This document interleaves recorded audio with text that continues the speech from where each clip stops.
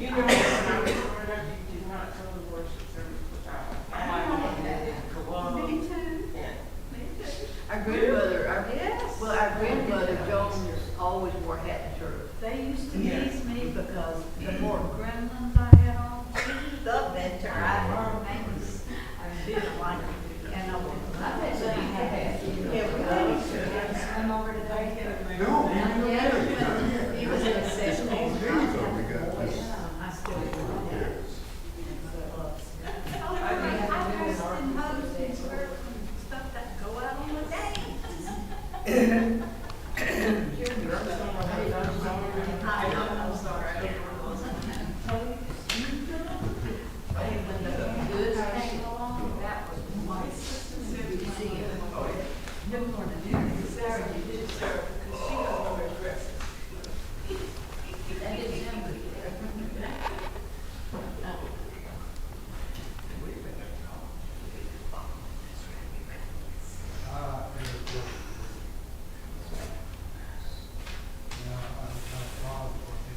Morning. We're going to look at our notes on the Gospel of Mark and some things about the Gospel of Mark this morning.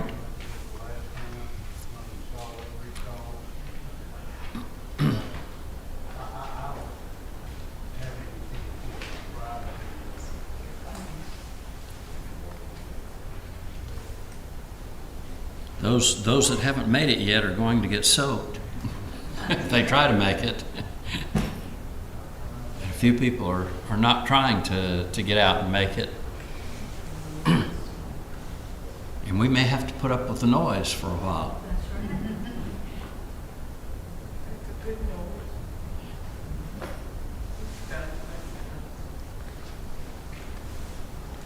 If it gets too noisy, tell the preacher to hush.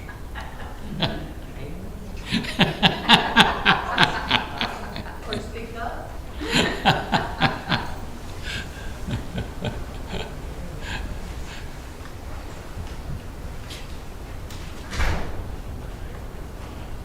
Good morning. Come in and shake like a dog. Shake all the rain off. I think I'm good. The rain never hurt anybody. No. It only started pouring as soon as we got out of the car. Yeah. That seems to be the way it goes. I mean, like the second I opened my door. Good timing.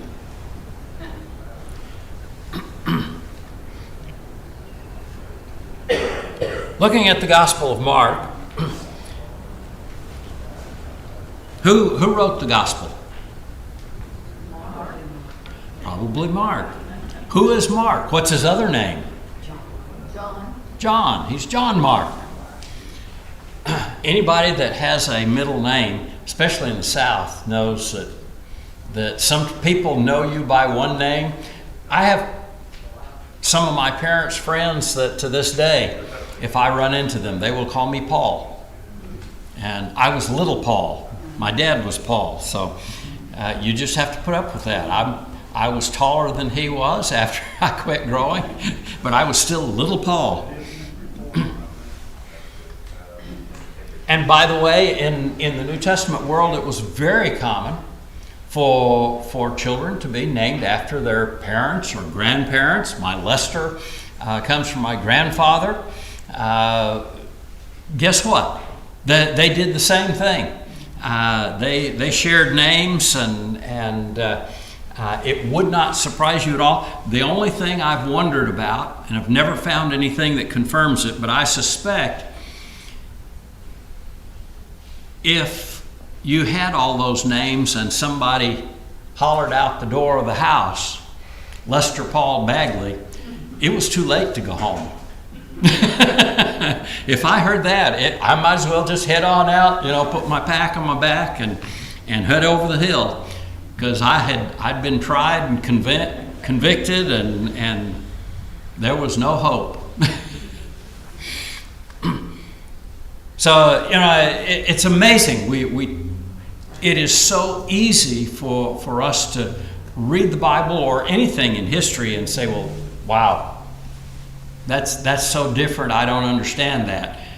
When in reality, it's just people.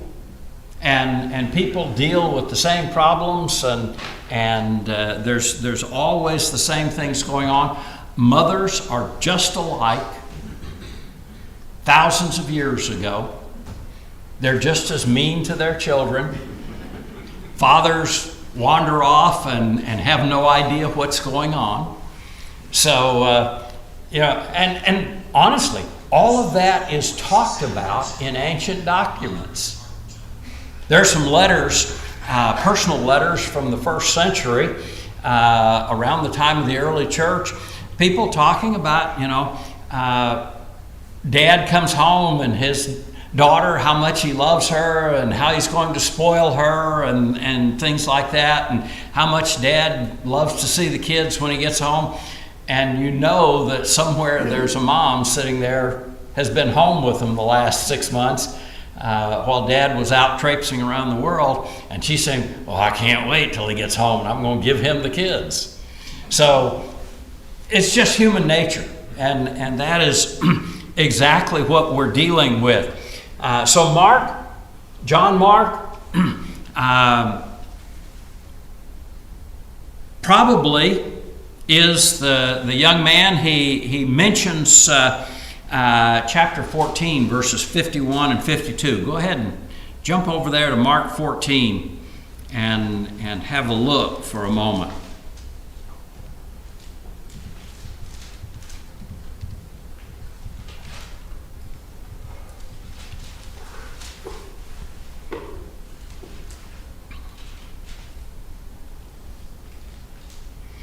Jesus is out there in the Garden of Gethsemane. They have come from the Passover supper, and he instituted the Lord's Supper there and washed the disciples' feet. And, they spent hours in that upper room. And now they have gone out to the Garden of Gethsemane. There, Jesus has prayed for some period of time. And there in Mark chapter 14, verse 51, the Jews and their armed guard have come out to arrest Jesus. There is a man that is the servant, slave of the high priest. And when Peter, by the way, think about that a moment. Peter takes his sword and cuts off this man's ear. What was Peter trying to do? Was he going to chop his ear off or give him a close shave or something and just messed up? He was aiming to kill that man. He was going to cut him in two and then move on to the next one. He had no intention of just nicking the ear. He just too slow. Or the other man was too fast in trying to move away from it. There in the dark, the things that happen there are incredible. And again, it's worth spending the time to read. In John's account, John makes note of something. Jesus asks the people as they have come out to him who they're searching for. And they tell him, we've got an arrest warrant in effect for Jesus of Nazareth. That's who we're looking for. And Jesus' reply is kind of interesting. In John's Gospel, almost all English translations, Jesus says, I am he, or I am the one. In essence, the one that you're looking for. The actual words that Jesus said were, I am.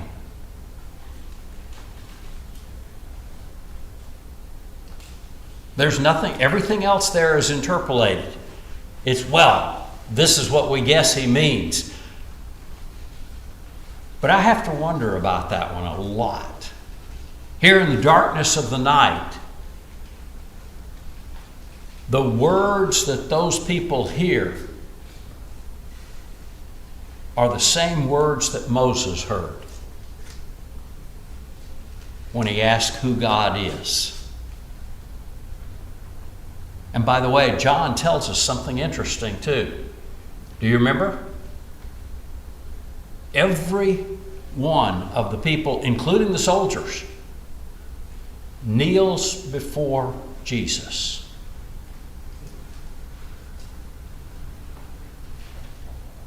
That, when you read John's gospel and get to that point, that ought to send the hairs on the back of your neck standing up, and oh man, it did theirs. As Jewish people, and even the guards, even if they are Roman guards, they heard the proclamation that Moses had once heard. And these guys get down on their knee. Do you get a little tiny sense of the picture that Paul talks about when Jesus comes again, that every knee will bow before him? You have to wonder if there wasn't some thunder with that statement that Jesus made. I don't think it was just a whispered, kind of a cowardly, I'm the one you're looking for. Everything about that brought those men to their knees. Scary thought, isn't it? And can you imagine their embarrassment? They say, we're out here to arrest this guy and we're going to kill him. We're better than that. And they're dusting themselves off and trying to make themselves look presentable. But as all this is happening, back to Mark's gospel in Mark 14, verse 51, there's a young man that's has followed Jesus and the apostles out to the garden. He apparently has been sitting there watching them as Jesus prayed, as he comes back and talks to the apostles as they go, as Jesus is arrested. And the young man was following him, and he was wearing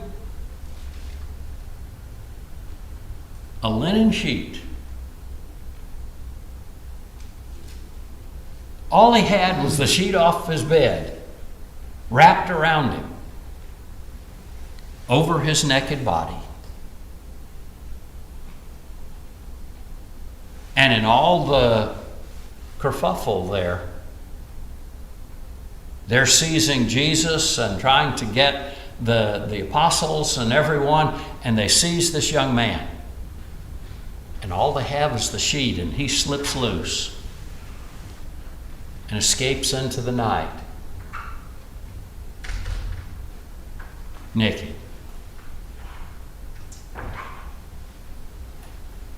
Now, who's going to tell a story like that? Is it Mark? Mark's going to tell on himself.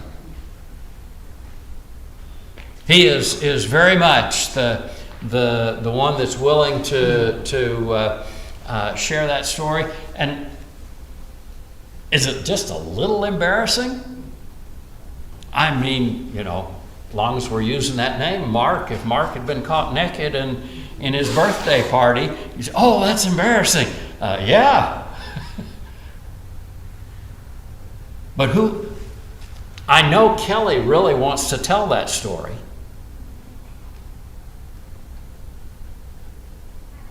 But that's one of those that's so embarrassing, other than your kids, and John Mark's too young to apparently have kids, so his kids aren't going to tell. But he tells on himself. And it's one of the great little clues there of what's going on and how close. Some of the things that are said in each of the Gospels about the other apostles, personal details. Who shares personal details like that about another person? Only your closest friends. The rest of them probably don't even know those things. Who would know that the apostles are out, professional fishermen, out on the Sea of Galilee, and a storm, a squall hits to the point that they are terrified that they won't even survive. Do they tell on themselves about things like that? Nah. When you get home, you tell your wife, say, yeah, nothing problem. Wasn't that bad. I've seen worse. But these men are such close friends that they share those kind of details. So, it's literally things like this, these details that add to the authenticity, that make you realize that these are the real people involved here that are writing and saying these things. So, John Mark, the young man, one of those things, terms. What would you call a young man? Okay. Let me talk to this side of the building for a moment. Mark, at his birthday, and Sheila, you need to move to the other side there. At Mark's birthday yesterday, how many of you would consider him a young man? Just a child. You say, that's embarrassing. I have children older than Mark is. Yes, that's true. Yes. I'm not impressed with that big 50 on there. Just a child. That's right. That's right. And don't you forget it. These are the best Jews. That's right. It doesn't get any better than that. Before long, you start falling apart. And, the things like that really give us a glimpse of terminology. We tend to use the term young in a different way than other cultures do. In the Greco-Roman world of the New Testament, young is someone just in their early teens. It's just one step higher, older, than being a little kid. And we remember what it's like, oh man, when I hit, 10, 11, 12, my brother was still a little kid. 4 years younger, baby. And it's that kind of differentiation that helps us to see what's going on a lot of times. When Mary is talked about as a young woman, and then the photograph that you get in your Bible of exactly what she looked like, before Jesus was born, and she's 25, 30 years old. Nope. The terminology that they're using tells you a particular specific thing about their age. By the way, the same thing happens with on Wednesday night. Put in a plug for Wednesday night in case you want to come study with us. Wednesday night, we're looking at the book of Esther. And she is described as a young woman. Anyone that studies Hebrew will tell you she's not any older than 15, and if she's that, she's kind of on the verge of. Had a lady years ago get highly offended. Says, you can't call her an old maid if she's 16 years old. That insults me. You're insulted by another culture and how they see things? That's not very bright of you, is it? Don't ever leave your state. Because I guarantee that once you leave right here in Georgia and go someplace else, somebody's going to insult you with terms that you would never use. Language differs that much among people. That young lady is best estimates for both Mary and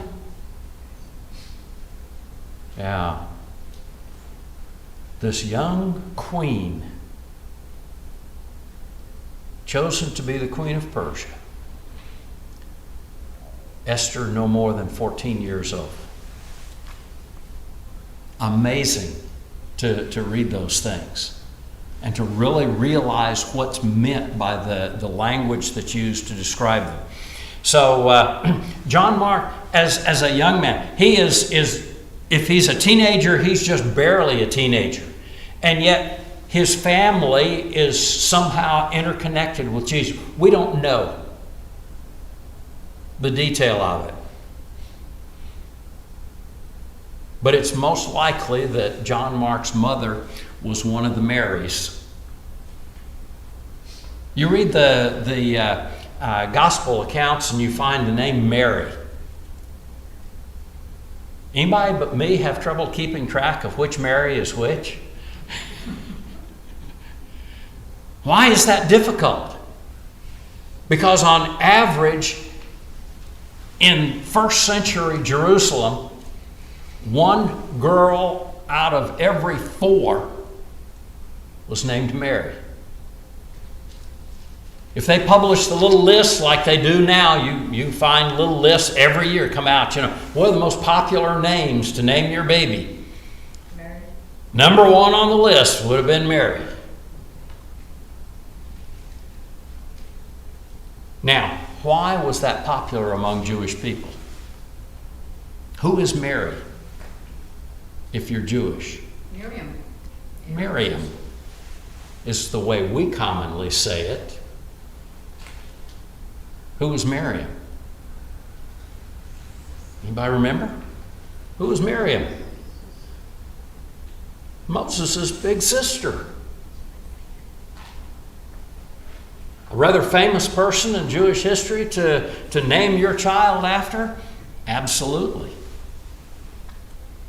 So those little names and those terms about their age give you, if you do a little digging, give you some great clues. So here is a young man, John Mark, just barely a teenager.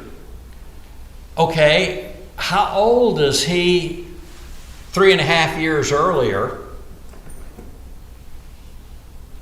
when Jesus begins his public ministry? Is he going to be running around following Jesus and his teaching? Now, he's just a kid. He's just a little boy. If his family, and by the way, one of the discussions that is often had by historians is that it was John Mark's family house where Jesus and the disciples had the Last Supper, there in the upper room. They had a guest room set aside that they used. It may well be, one of the gospel accounts talks about Jesus sending the disciples into Jerusalem to find, and they were to look for a man that was carrying a pot of water. And when they found him, they were to ask about the place that was specifically set aside for Jesus and his disciples to celebrate the Passover. Was it John Mark's father? Possibly. Was it one of the servants of John Mark's household, of his parents? Very possibly. But it was someone that was in the know about Jesus. We don't even have the guy's name. And yet he knew about Jesus. How? Had Jesus been to that house? Had he talked with those people? Did he know all those people? Evidently.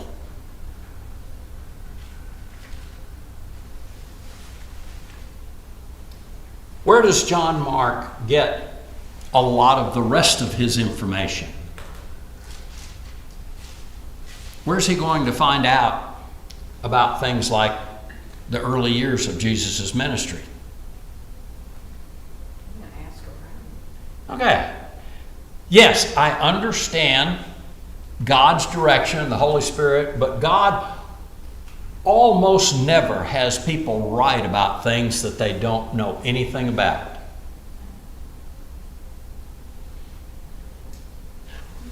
Peter, my commentary says. Peter. As far as we know, everyone, at least to the 2nd century, has always, somewhere along the line, there was a story circulating that John Mark was kind of a Now, why wasn't he the protege and student preacher for Paul? Do you remember the story? Why he wasn't? Because Paul didn't want him. After their first missionary journey, where John Mark turned back, on the second missionary journey, Paul says, absolutely not. No patience. Won't take him. Isn't it funny? As Paul writes perhaps his final letter, 2 Timothy, the 4th chapter, do you remember what he tells Timothy? Bring John Mark with you. Why? Because he's useful to me for the ministry.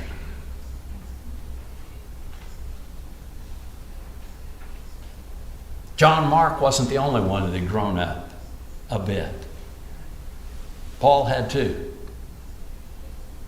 And Paul had learned about this young man that, hey, there's more to him than I thought there. You ever been wrong about somebody? That's sorry outfit. They'll never amount to anything. And then find out years later, whoa, was I wrong about that? John Mark apparently is fairly close to and does some traveling with Peter. Who else did John Mark travel with and work with during Paul's second missionary journey? Barnabas. They're cousins. And Barnabas is, by the way, a great study is looking at Barnabas and his life. Talk about a man that was willing to give second chances. Do you remember who the first example of a young man that kind of an outlaw that Barnabas had given a second chance to? Paul. It was the Apostle Paul. Paul the murderer. Paul, the one that hated Christianity, had been converted and now is a Christian. And how do the other Christians in Jerusalem feel about him? It's a trap. I don't trust that guy. And it's Barnabas that goes and gets him. A few years later, as Barnabas is busy working kind of a mission work in Antioch, a little light bulb goes on over. You ever see that in the cartoons? The little light bulb goes on over Barnabas. I need somebody to help here. And he thinks of Paul. And he goes and gets him. And it's from there in Antioch that the Lord says, hey, Paul and Barnabas need to go and take the gospel to other places. By the way, it's always kind of funny. Read the book of Acts very carefully. There's some amazing lessons in there that it's so easy to miss. I've had people tell me I think it's wrong for a congregation to support a missionary out in the field. Do you have any idea who supported Paul and Barnabas and Paul and Silas and Paul and all his friends for years? The church at Antioch did. And what's more, he tells on them. He goes back to report to them. Why do you go and report to a congregation? Responsible to them. You're not just going. He doesn't go make a big point of going to the church in Timbuktu. Why not? Because they weren't the ones who had sent him out and commissioned him and apparently financially supporting him. And so he goes back and reports to them. And then, sometimes we come along and say, well, I just don't think we should do that sort of thing today. Did any other churches support Paul in addition to the church at Antioch? Philippi, Paul talks about in Philippians, supported him, sent support to him time and time and time again. By the way, there's another little nit to pick. People sometimes will say, well, no, we can't jointly support somebody. They're already supported by another congregation. Church in Philippi doesn't ask for permission. They simply send the support and help the man. They do the right thing.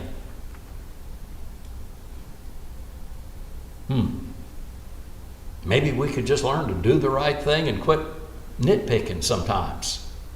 Probably a good lesson there for us all. So John Mark spends a lot of time apparently with Peter.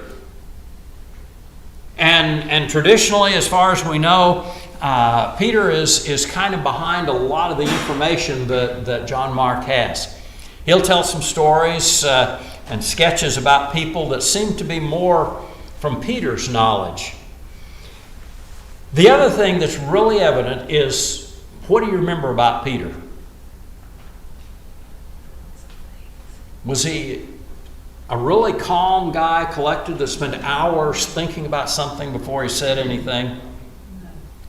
No. He was always getting in trouble. Why is it that that's the only thing we remember about people? Always get... Be honest, that's all I remember about my brother. He was always in trouble. He was impulsive. He was always dumb. He was always doing the wrong thing. Just not a very bright kid. And of course, if he were here today, he'd tell you, well, that's how I remember my older brother. But hey, minor technicalities there. But the impulsiveness of Peter is something. Come on in. Oh, okay. That door is locked, not completely. Mark, would you check that front door? Or never mind, we got it. Jeremy's got it. Can't get in. You just weren't swimming hard enough.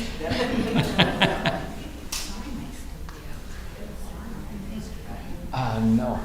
Sarah took it off. Yes, Sarah took the sign off. Yes, Kelly had put a big sign on the front door that said, "Go away."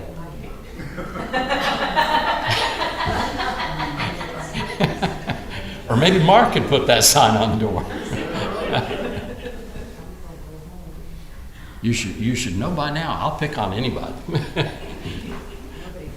I'm in trouble so much, it just doesn't matter who I'm in trouble with. And you know that we laugh about it, but isn't that exactly Peter and his personality? When Jesus would ask a question, did you ever do that in class, in school? Want to be the first one to answer. Some people love to be the first one to answer. Are they right? Sometimes. And sometimes they're just embarrassingly wrong. There's always that student that will just pop up and I know the answer and no, that's the wrong answer. That's not even close. 2 + 2 is what? 78. Huh? Where did that come from? But I was first. That was kind of Peter. He was first. But you go back and look how many times he was also right. And it becomes kind of an impressive story to see the man's impulsiveness came from a good heart. Jesus tells his disciples, about his impending death, and Peter says, "Nope, I ain't going to let that happen, Lord." And you picture Jesus just kind of shaking his head, and, "Oh, Peter, you still don't get it. How many times do I have to tell you?" I actually preached that sermon a few Sundays ago, didn't I? So that lesson is something that tells us a lot about the character. And that builds for us a picture of the character of John Mark's gospel. It shows that kind of impulsiveness. Now, it's written as kind of the Reader's Digest condensed version of Jesus' life. How does Mark begin? Mark chapter 1, verse 1 and 2. Somebody read it.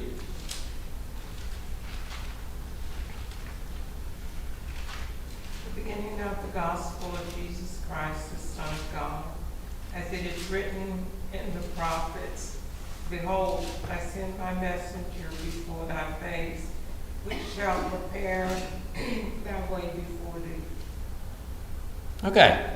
First thing he says, the beginning of the gospel, it fulfills prophecy. And then he moves on to John the Baptist. He didn't waste any time at all. And he doesn't spend a whole lot of time on John the Baptist.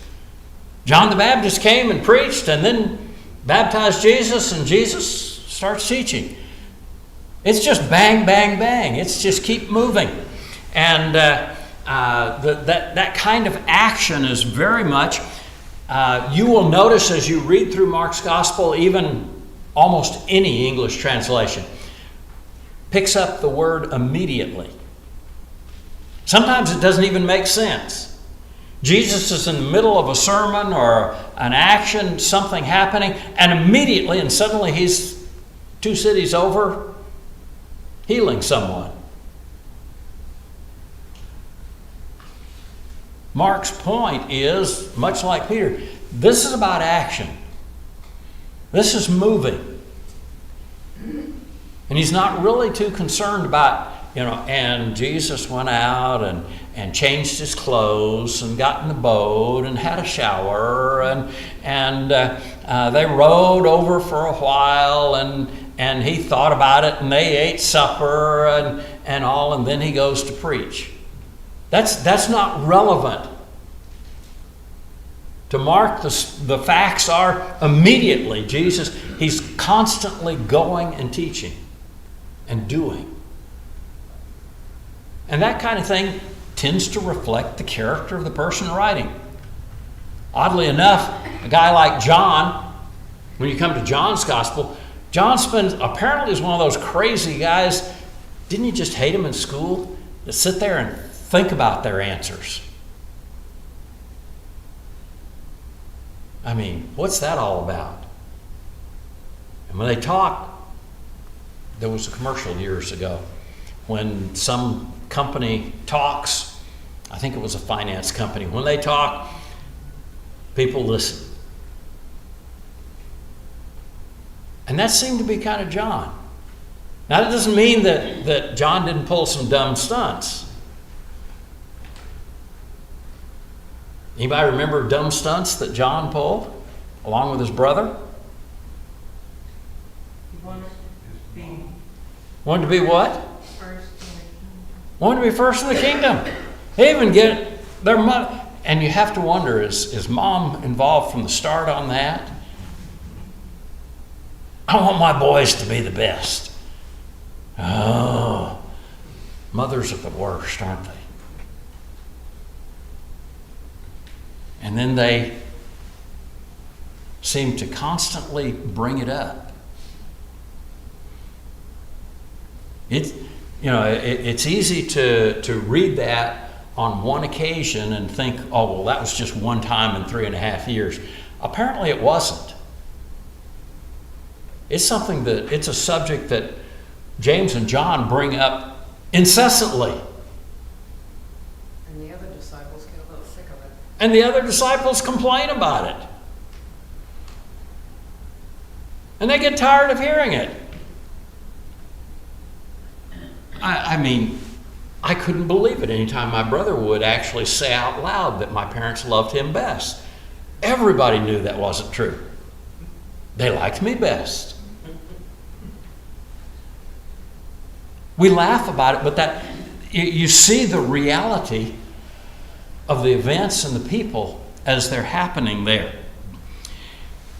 Some 40 times, Mark in the English uses the word immediately. Okay, how many chapters have you got there for Mark? 16 chapters.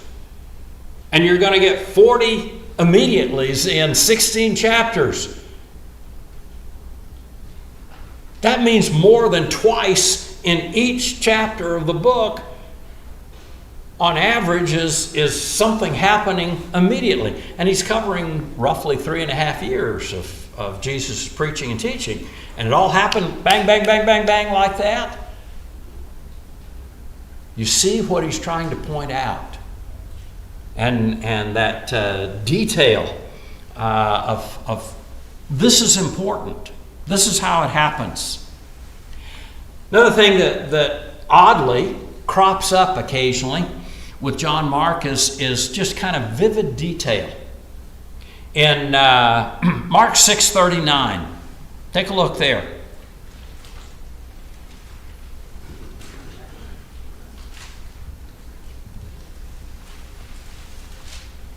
What's going on in Mark chapter 6 when you get to verse 39?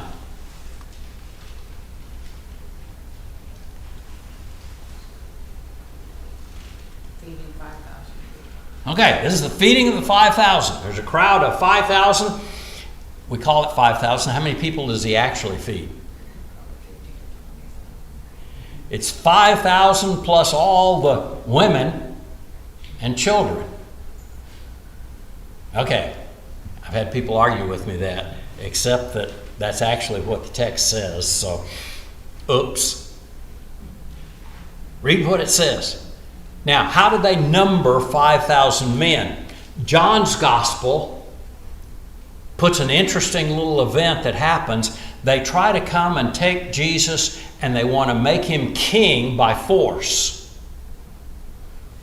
So just think about it. They've got 5,000 men strong to form an army and make Jesus the king and attack other people that defy them. Do those 5,000 people include old people that are crippled and falling apart? No. The term 5,000 men is a reference to those that are basically soldier age, capable of serving. You know, young guys like Mark. And that picture there, if you've got 5,000 men, as John's gospel describes it, that are capable of being soldiers, are there any old men? Are there any young men, teenagers too young to serve? Are there any children? Yep, mentions the women and children. So how big is that number realistically? At the very least, it's some 15,000. And he uses 5 loaves of bread and 2 fish. If you're impressed at Jesus using 5 loaves and 2 fish to feed 5,000 people, you're only impressed at a third of it. It was even more than you thought.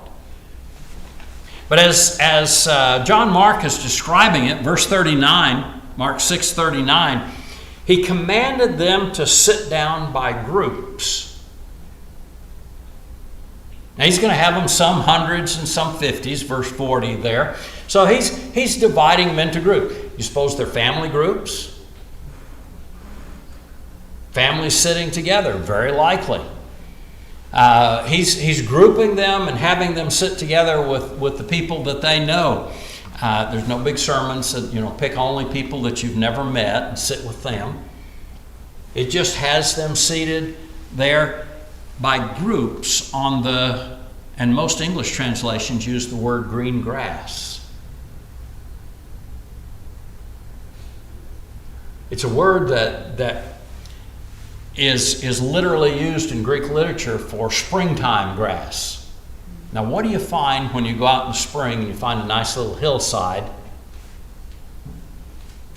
with fresh grass growing? You had a good rainy spring and everything's starting to grow. It becomes the idea of flowers. We have pictures of our girls, California, when they were little. We'd go out and the California state flower is a poppy. And the poppies would blossom when you had a good winter rain. In Texas, it's bluebonnets. Don't know, what is it here? What do you get? Azaleas and dogwoods. Just all kinds of things. Y'all have a lot more water here. That makes a difference, doesn't it? But you get the picture. They've had the winter rains, it's springtime, and he's having them sit down, and the grass is green and the flowers are blooming. It's just beautiful. And Mark's describing just briefly, but he puts in that little mention about the beauty of what all is going on. We're out of time. Gotta quit. Read ahead. We'll look a little more at Mark's gospel, and you know, anytime you read God's word, don't just, oh, this is the Bible, it doesn't mean anything, you know. Wake up and realize the incredibleness. This is not reading a fantasy novel. This is reading reality. And these are real people and real events. Thank you.